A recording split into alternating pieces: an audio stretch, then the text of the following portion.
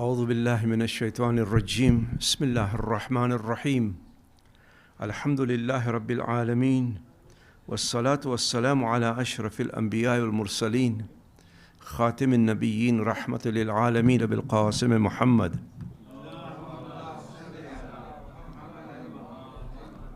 وعلى أهل بيته الطيبين الطاهرين أما بعد فقد قال الله سبحانه وتعالى في كتابه المجيد وقوله الحق بسم الله الرحمن الرحيم يا أيها الذين آمنوا اتقوا الله حق تقاته ولا تموتن إلا وأنتم مسلمون صدق الله العلي العظيم صل على محمد وآله. Assalamu alaikum wa rahmatullah. The lecture tonight is going to be a bit different because it's going to be a bit more historical than our present issues. But history is important because history tells us who we are. It doesn't only tell us about the past, but also our identity. We are what we are because of the past, and we cannot deny that. Many of us know very briefly about the past, but not in great details. So it's to honor the great ulama, the great scholars, who sacrificed and played major roles in not only preserving but also transmitting our beliefs and our practices. As I said, our identity is shaped by the past.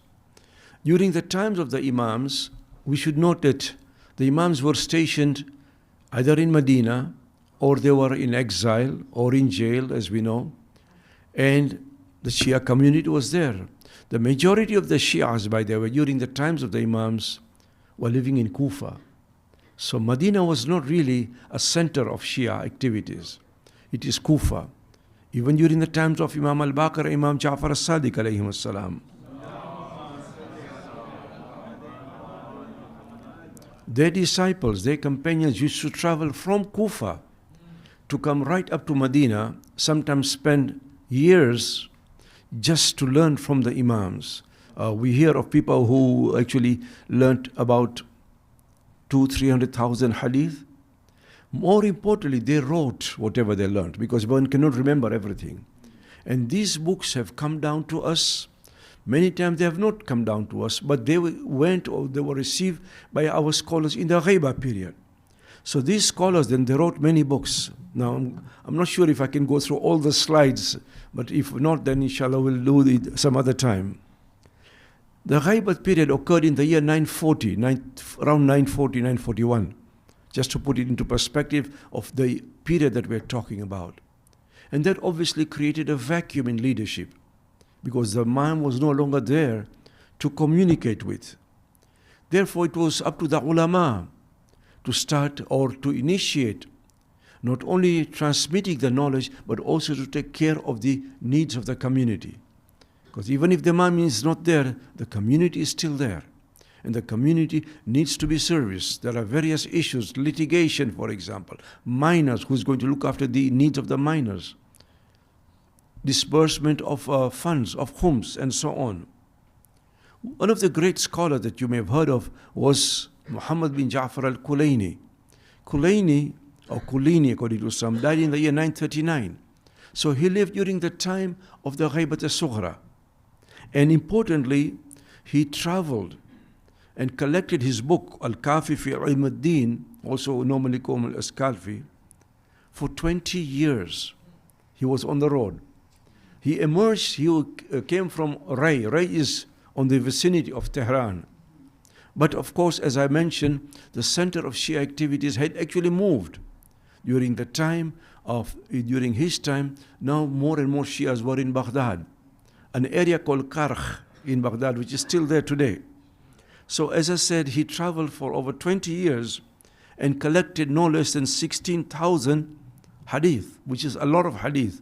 By the way, Bukhari, the so-called Bukhari, who is so famous, has only 9,000 hadith. And of those 9,000, only 2,300 are originals. Others are repetitions. So he repeats the same hadith in different chapters. So that kind of tells you the amount of work that Kulayni did. There was a period where the Shias were in the ascendancy. around between 945 and 1055. This is also called the golden age of Shia Islam. The first major dynasty which came into power was the Buyids, or Buwayhids they are also called, and they established themselves in Baghdad. Baghdad became a center of learning. And indeed, this is the Shia century because there were three main dynasties which are Shias, although not all of them were Isna Asharis. One was the Fatimids, you may have heard of. The Fatimids established themselves in Egypt. Hamadanis established themselves in Syria. But the Buyids ruled over Iran and Iraq, and they were very much pro-Shias. Consequently, we find that they gave the opportunity of Shia scholars to express themselves. For a long period, Shias had to live under taqiyya. They could no longer express themselves, but now they were able to do so. The Buyids allowed the Shias to mark Ghadir in public. Ashura. Before the Shias, you had to do it in their own homes. The Imams would invite the Shias in their own homes just to mark Muharram, for example. But now they could do it in public. And there were various ulama during this period who I would like to acknowledge, mention briefly. One of them was Ibn Babawayh, or Ibn Babuy also called, Sheikh Saduq. He died in the year 991. The Ghaybah ended in 941, remember? So he was partially there in Ghaybah al-Sughra, but most of it in Ghaybah al-Kubra. An interesting anecdote is told about him that his father wanted a son. He did not have a son. So he prayed to Imam Sahibul Zaman alayhi salam. He wrote to him a letter. Said, please ask Allah to grant me a son. And the response came that we've granted you, we've asked Allah to grant you 3 sons, not 1. And one of them was Sheikh Saduq. Sheikh Saduq prided himself that he was born by the dua of Imam Zaman alayhi salam. You know, these ulama wrote a lot. Sometimes, you know, I've written about 4 or 5 books and translated a few books, and I say, oh, alhamdulillah, I've done a good job. Nothing. They wrote sometimes 200-300 books. I only pity their wives. Huh? Their wives were busy with the children, I guess, but you can imagine they didn't have much time for the family, because not only were they writing, they were also taking care of the needs of the community. One of the books that he wrote, amongst many, by the way, one of the books that he wrote was called Man La Yahduru al-Faqih. We have 4 main books. We'll talk about that a bit later. But one of them was written by him. Notice, like Kulaini, he is also Qummi, comes from Qum. So a lot of our scholars were from Iran, by the way, major scholars, not all of them, but a lot of them came from Iran and came to Baghdad to settle, including Sheikh Saduq, although he's buried in Iran, in near Qum. But one of the books that he wrote was Kamaluddin. Kamaluddin, with Imam al-Ni'ma is just called, the perfection of religion and the completion of Allah's blessings. This book is very important for us, and it's now translated into English. I believe it's online, but I'm not, we can check on that. Why was it important? Because when he was traveling, he went to Nishapur. You know where Nishapur is? Yes, it is where they believe the Qadamgah. That is where the footprint of Imam Radha alayhi salam is. And he says when he was there were a lot of Shias who were confused as to what happened to the Imam. Where is he now? Because this was just at the beginning of Ghaybah al-Kubra.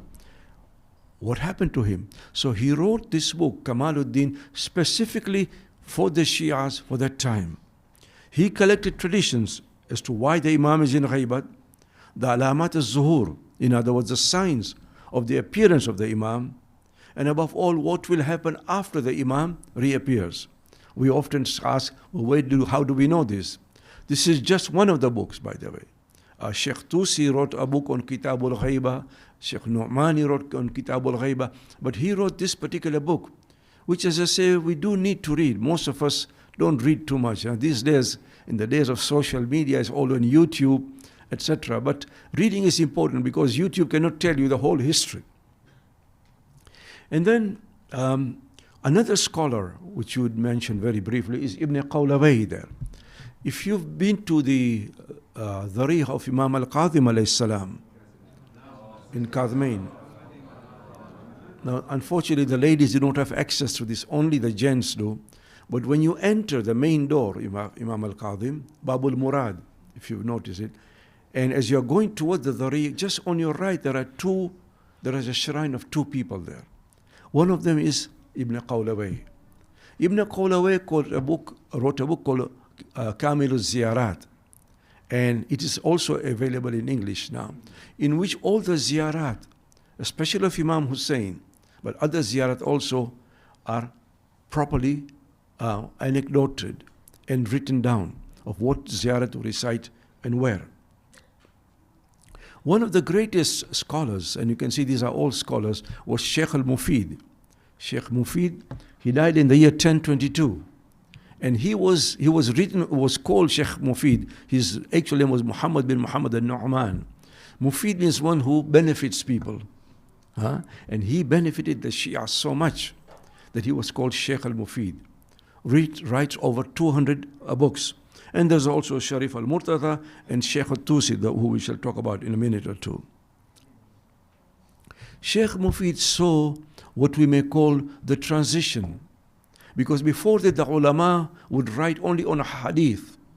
But when Baghdad was very different from, say, Qum or from Kufa, because Baghdad was where a lot of Sunnis were there too. Because of the presence of Sunnis, there was a lot of debates, Shias and Sunnis. Not sometimes friendly, sometimes not very friendly. But in any case, when you are talking to somebody who does not believe your traditions, you cannot present your traditions. Because they said these are hadiths which we don't believe in anyway. There was one other way of what we may call debating them. That is through reason, aql. Hence we find that what I put down, the ulama of tradition and reason, they were using reason powers in order to prove their beliefs. The belief in isma, for example, that our imams are ma'soom. And what they said, including Sheikh Mufid, that supposing the imam is not ma'soom, na'udhu billah, if he's a sinner, and Allah tells you that to obey him, how can Allah ask you to obey someone who sins? Because one who sins will also lead you to sins. And that was just one debate and one way of arguing for the need of an imam to be ma'asum. They lived under a Sunni environment, and they debated with the non-Shias using reason. Sheikh Mufid himself, it is said that he had a dream once. He slept and he dreamt that Hazrat Fatima alayhi salam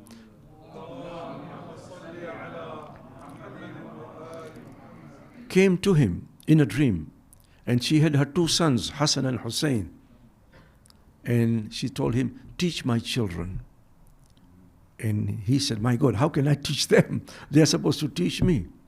His house was also, near his house was his madrasa. He went to his madrasa, and next morning he saw a lady came in having two sons in her hand, and one of them was Sharif al-Murtada, the other was Sharif al-Radi. They were two brothers.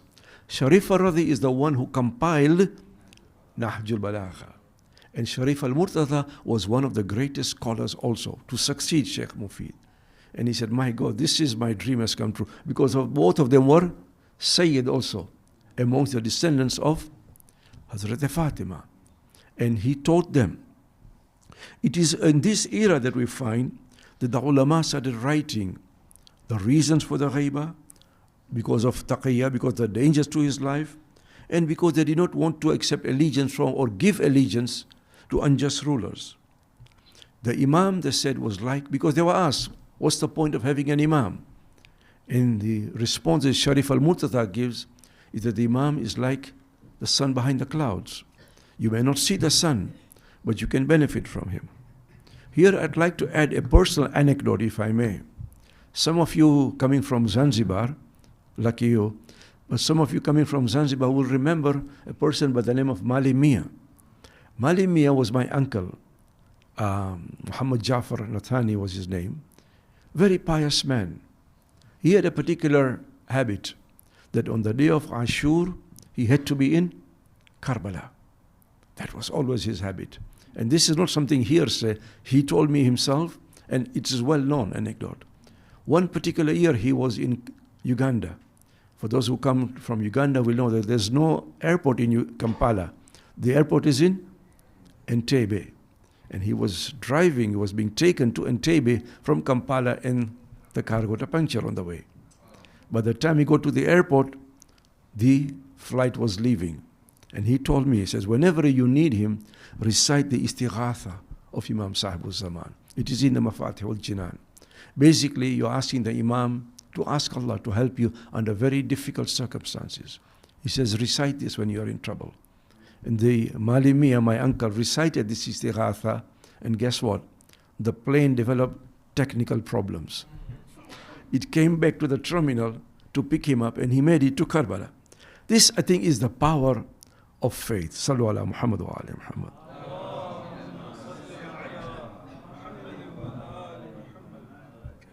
So we see that these ulama played major roles. Another great alim that you may have heard of, to me, the greatest alim that we have ever produced, was Sheikh Tusi. Now, you know where Tusi is, right? Khorasan area. Again, coming from Iran, he came to Baghdad because Baghdad now was a center of learning. And he studied initially under Sheikh Mufid and then under Sheikh Sarif al-Murtada. But after they died, he took over the mantle of the leadership of the Shias. He wrote in almost every field that you can think of. He wrote a book on it. Whether it is hadith, whether it is fiqh, whether it is history, whether it is ethics, economics, he wrote a book on it. A very, very important scholar. So important that he is called Shaykh al-Ta'ifa, the Shaykh of the whole nation, and until today. It is said that during his time, one of his earliest books was a book of Kitab al-Nihaya, again translated into English. So now you don't have any excuse for not reading, huh? Because they are all in English now. You can't say, Arabic khabar nati, you know. On the contrary, they are all in English now. Kitab al-Nihaya is a book on fiqh, one of his earliest books. And there were those who doubted his book, that maybe is some garbar in it, you know. And those who doubted, they vowed that they would go and spend the time in the haram of Imam Ali for 3 nights. And they slept there. And the Imam, according to what we have, the riwayat, came into their dreams.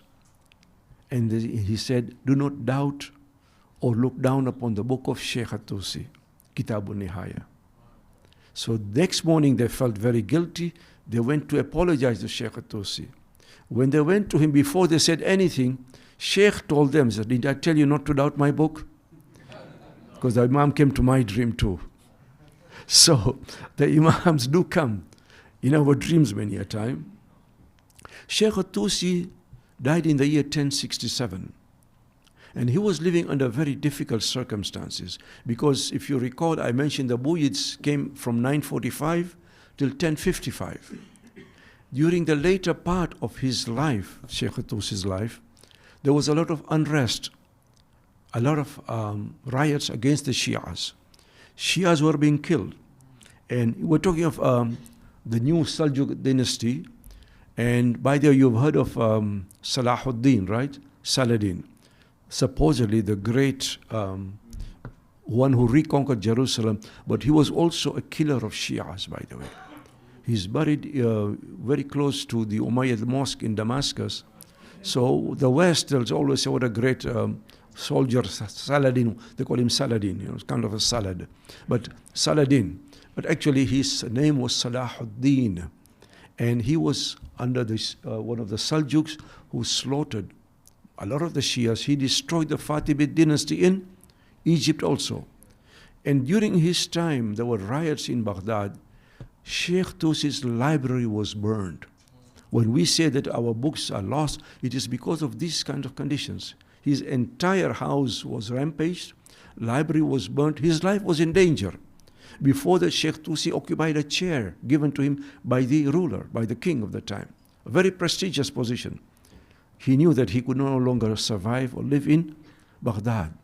So for the first time, we find that Sheikh Tusi goes to Ghari. Ghari, at that time called Ghari, now we call it Najaf.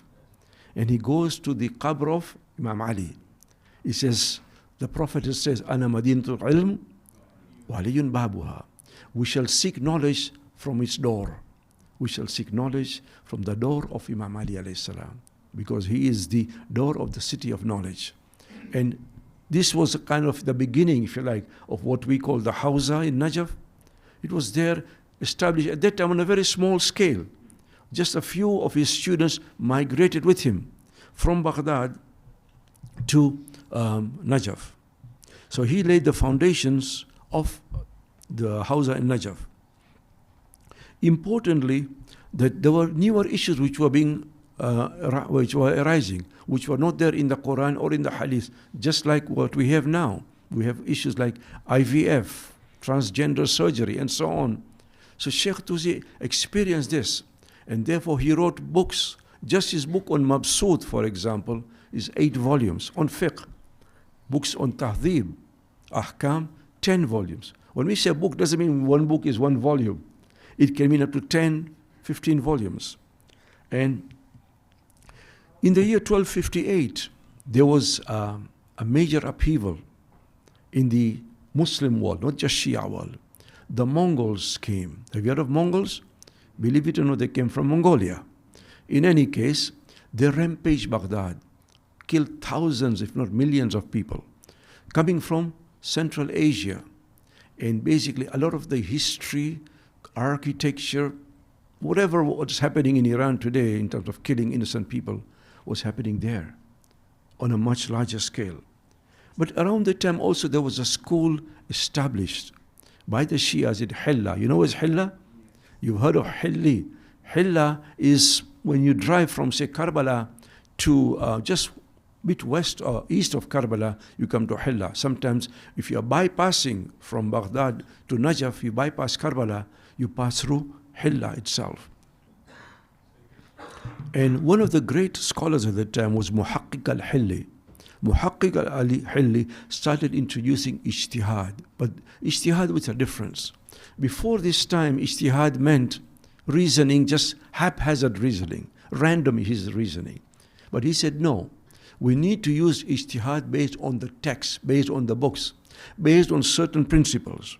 So ijtihad became more structured and was accepted by the Shias now. Before ijtihad, as I said, meant rai, it meant qiyas, which was batil. So therefore, we find a much greater emphasis on ijtihad now. One of the greatest scholars of this time also was Allama Hilli. You've heard of Allama Hilli? Remember, you are always named after, in the old days, where you were born. So Hilli was born in Hilla. Shirazi was born in Shiraz. We have Ayatollah Jannati. God knows where he was born. No, anyway. So, sorry? Muhaqqiq was the uncle of Allama Hilli. It was also his teacher. Yeah, Muhaqqiq was the uncle of Allama Hilli. Muhaqqiq died in the 13th century. Allama Hilli died in the 14th century. He is reported to have written 500 books. Yeah, mashallah. Huh? And again, he developed more principles of ijtihad, like Isalat al-Bara'a. Now, these were developed from our texts, from our books, but from the hadith of the Imam, but at greater length. Isalat al-Bara'a means supposing you do not know something is halal or haram for you, or something is najis or pak. If you don't know, what do? Some of our people, for example, they go to the bathroom, the moment the towel falls on the floor, najis. Where is najis? Where is najasat? So if you don't know, it is okay for you, okay? Until you are 100% sure, it is okay for you. This is called the principle of Isalatul Bara'a. And another hadith, another principle, istishab, which you probably do know. So you've come from your house just now, you've done wudu, but you reach here, what have I, wudu tuitu kane? Did I do wudu? I mean, is my wudu still valid or not? As long as you're not sure, you can assume it is valid, until you know that something had broken it. So, our scholars also interacted with Sunnis because they were living under Sunni environment. So he studied and even taught Sunni fiqh. See, when you are in the minority, you have to know the majority. When you are the majority, you don't care about the minority. We were in the minority, and therefore we had to know, understand, and even sometimes dispute, disagree with the majority. One of the key elements of Allama Hilli was, as I mentioned, he was living under the Mongol period. A person by the name of King Oljetu. His actual name was Khuda Banda. Anyway, Oljetu, originally Christian, converted to Sunni Islam, but he had a bit of a problem. Now, don't ever do this, please. He was being a Sunni, he got angry with his wife one day. And what did he do? Anti talik, talik, talik. Kwisha mambo, as we say in Swahili. He divorced her in anger. And he decided a triple divorce. And by that time, that means, according to Sunni fiqh, she is no longer his wife until she marries somebody else, sleeps with that guy, and that guy divorces her, and then she can come back to the king. The king said, how can I let my wife sleep with somebody else? So he asked all the ulama, they said, sorry, but it's done. Somebody said, but we know of a great scholar in Hilla. He's a Shia though. So well, call him here. Allama went to Baghdad, but Allama had was what we call in our language, Urdu, Hazir Jawab. You know Hazir Jawab? Very witty, could answer very quickly. So he came to the king's palace and he took his champal, you know. We better not do it here because the mukhi will get angry. But he took his champal, his slippers, and put it under his armpits and went to meet the king. And the king said, why are you carrying your slippers with you? Why don't you put it outside? He says, well, because during the time of the Prophet, there were Hanafis who were stealing slippers. And I don't want anybody to steal my slippers. And so the Hanafis stood up. So we were not even there during the time of the Prophet. Allama said, my mistake. They were the Shafi'is. The Shafi'is were stealing. The Shafi'is said, we were not there either. He said, maybe the Malikis were. Said, Malikis, we were not there either. Said, the Hanbalis must have been there. Hanbali said, we came even later. We were the last ones to come. Allama said, point proven. We are the followers of Ali ibn Abi Talib.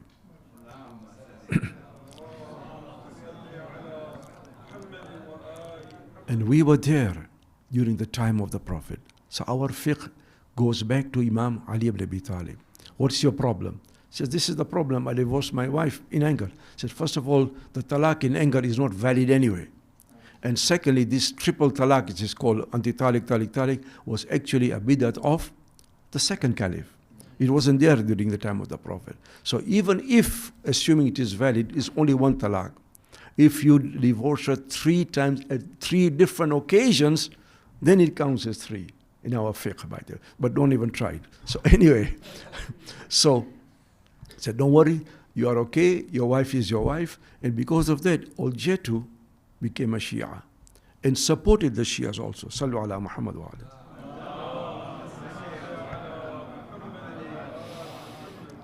Allama Hilli also wrote you may have heard of Ibn Taymiyyah. Ibn Taymiyyah is one of the very famous Sunni scholar, a Hanbali scholar. These fundamentalist Sunnis, not all Sunnis, but fundamentalists follow him also. Very narrow-minded and anti-Shia. And yet Allama Hilli wrote against him. So there was quite a bit of a diatribe between them. This period also saw another school which is established. And remember, us Shias, we did not have only just one school. The school in Qom that we know of was only established in the last century, right, in the 1940s. But we had schools in different places, including Iran before this time. One of the great scholars of that time was Muhammad bin Makki al-Amili, in Jabal Amil. Jabal Amil is now what we call Lebanon. He is also called Shahidul Awal. He was called Makki because he lived in Mecca, Medina, and so on. And he studied under the Sunnis. Again, like Allama Hilli, he taught and he studied and taught Sunni fiqh also, not just Shia fiqh. In many instances, because of taqiyya, and they were living under taqiyya under different conditions. He had to go and underground, when they were leading prayers, he would teach. Because of his beliefs, he was put in prison. When you go to study Hausa, even today, when you go to the higher level, not the muqaddamat, but suruhat, you study a book called Lum'a Dimashqiyya, the Lum'a of Damascus, the Damascene light. It was written by Shahidul Awal, you know where? In prison. And we study that until today. In prison, people wrote, and in prison you don't have all your sources. But just by memory and whatever he knew, he wrote a book called Ulama Dimashqiyya. And that book is taught in the Hawza until today. His Shia beliefs led to his imprisonment and eventual execution. Heresy means somebody who is a heretic, who is basically not even a Muslim, who has moved away from Islam, although he was a major scholar, in 1384. And then came another Shaheed, Shaheed al-Thani, the second Shaheed, whose name was Zainuddin, and he was executed. By this time, Turkey, the Ottomans had come to power in Constantinople, also called Istanbul.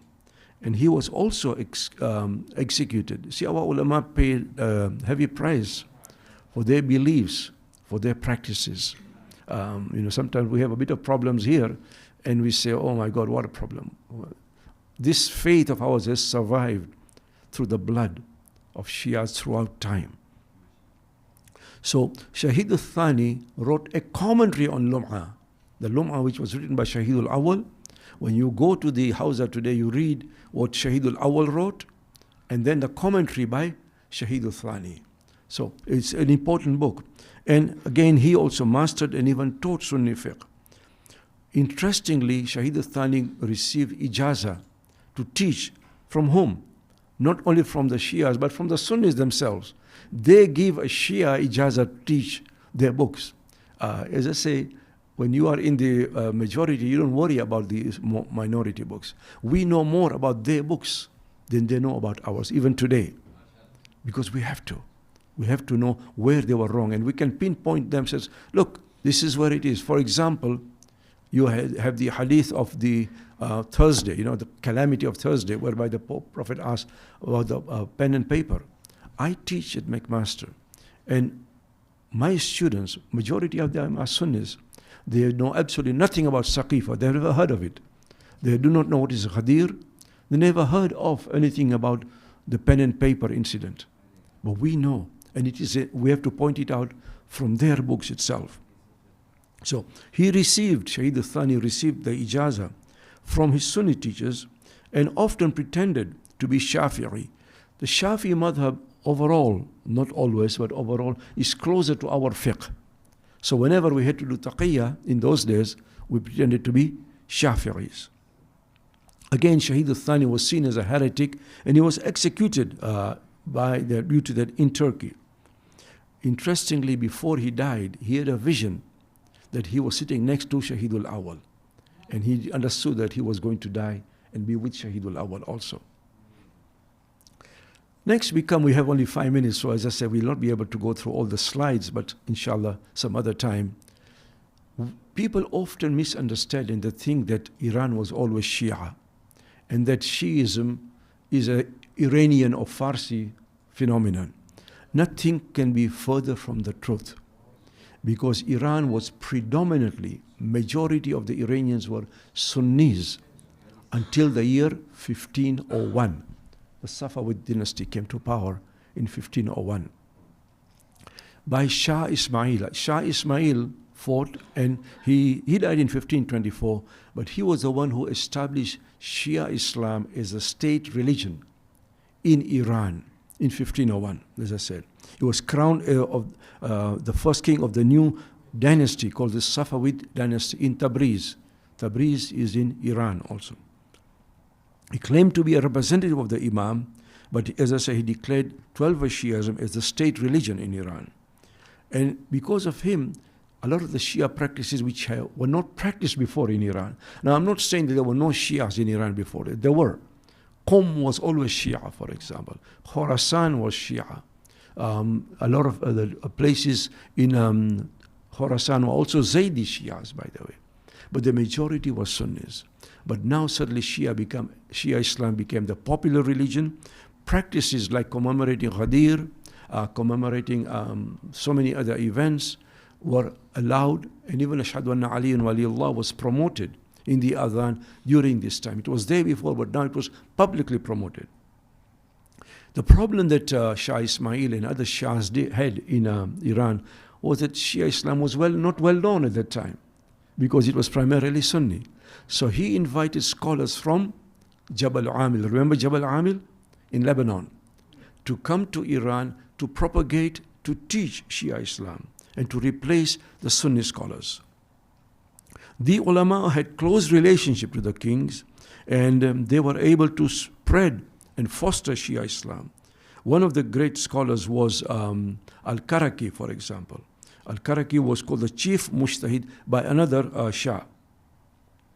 So, as I said, a lot of the Azadari was done in public, Ghadir was done in public during this time. In 1597, Shah Abbas, and again, there were a lot of Shahs, by the way, at that time, moved the capital to Isfahan.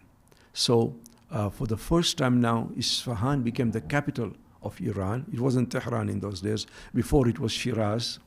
And they established a Hawza in Isfahan. Today, we do not know of a Hawza as such, or a famous Hawza in Isfahan. Doesn't mean there are no ulama, but center of learning today in Iran is Qum, and also Mashhad, by the way. It also has a Hawza there. But the most distinguished scholar of Shia theosophy is Irfan, means inner batini. In other words, to develop a close connection with Allah subhanahu wa ta'ala, although it is far more complicated than that, was a person by the name of Sadruddin Shirazi. You may have heard the name Mullah Sadra. You know, sometimes when you say something which is controversial during that time, Natban, you know, we excommunicate him, kafir shi'amte. Well, they didn't call him kafir, but certainly he was excommunicated, he was looked down upon. Mullah Sadra I'm talking of, because of his views, especially regarding esotericism, that is the inner aspect of Shia Islam. Today, if you go to Tehran, there are streets named after Mullah Sadra. It is ironic, isn't it? So although he was continuously persecuted by the Shia themselves, he founded a new school, it's called Theosophical, as I say, to do with the inner. We won't go into the details. But he believed that the philosophers were even greater than the traditional ulama. But he also lived during the time of Allama Majlisi, and I know my time is running short, so I'll stop soon.